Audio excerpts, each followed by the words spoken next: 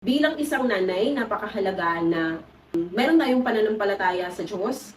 So that tayo ang magdi-disciple, tayo ang magtuturo doon sa mga anak natin ng pananampalataya, pagtitiwala sa Diyos. At sabi doon ni Ma'am Shenaline, ang isang nanay hindi lang nagbibigay buhay ng pagsilang, siya din ay nagno-nurture, siya din yung nagiging foundation, nagbibigay ng value sa anak. Kaya dapat bilang mga nanay, guarded din talaga ang mga mindset natin, ang pananampalataya natin, para magabayan ng maayos sa mga anak. And always remember, ang kabataan ng pag-asa ng bayan. At sabi nga ni Pastor Alan, tayo naman ang pag-asa ng mga kabataang iyon. Sila ang naglo-look up sa atin. Kaya be careful mga mommies, even sa mga daddies na nakakapakinig nito, be careful sa sinasabi ninyo kasi ginagaya nila. Be careful sa actions ninyo kasi yun yung nilulook up nila kasi aakalain nilang yun yung tama kahit mali na.